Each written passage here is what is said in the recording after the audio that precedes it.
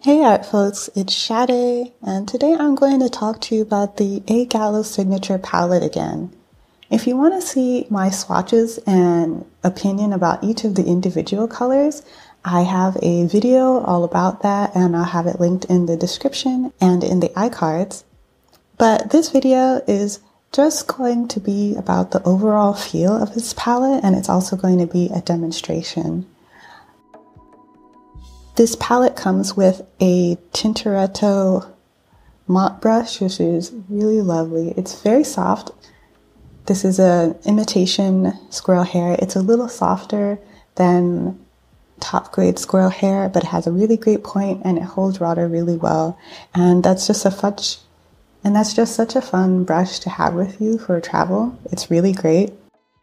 So I did a little something different with the unboxing this time. I hope that you enjoy it.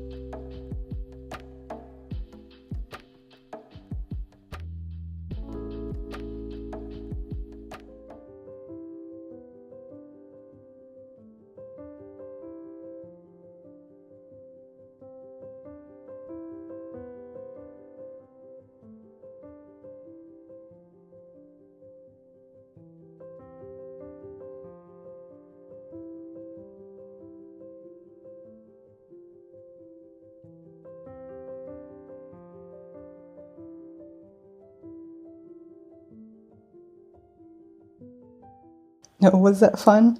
I'm so lucky that Alina actually sent me the full palette, which is great because by the time I got the palette, I had totally used up the dot card because sometimes I feel this every time I get an Gallo palette. I'm like, this is my favorite palette. This is definitely my favorite palette. I don't know. It's kind of weird. I connect with this palette on an emotional level. If you look at all of my videos about the Gallo palette, you can kind of see a progression. Not saying that like one palette is better than another, but you can see the palettes progressing from basically mastering the basics of colors to now going down a more experimental path. And I think that that's really lovely and beautiful.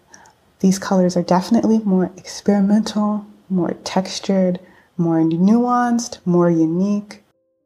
They're still light fast, they still perform beautifully, they still re-wet beautifully.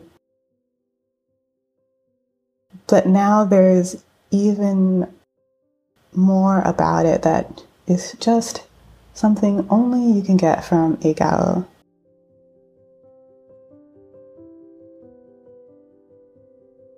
Since this is a more experimental palette, or at least that's how I feel about it, and a more moody palette, I also wanted to do a more moody experimental.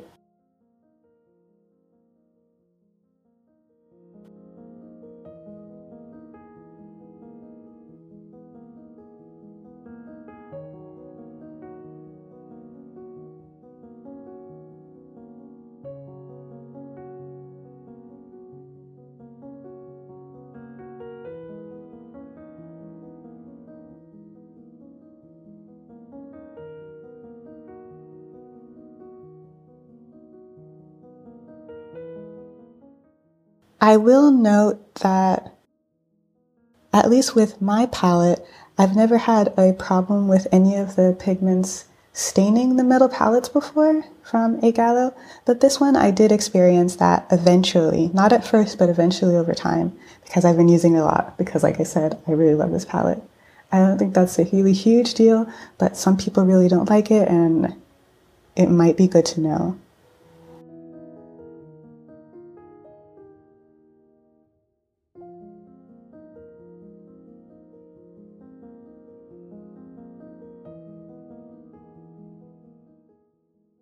So this painting is really washy. It's a little different blue person with a lot of watercolor splashes.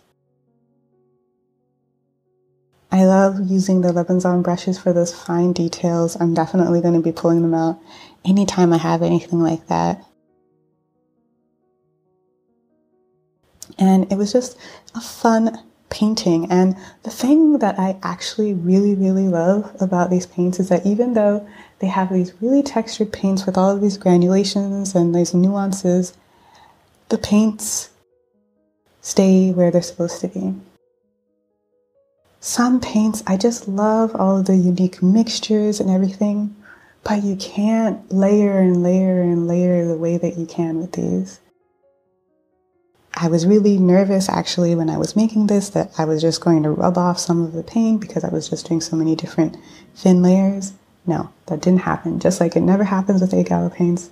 So that's a really cool thing to know if that's something that dissuades you sometimes from using really granulating or unique pigments. And it was just a really fun time, and the rosemary scent always calms me down.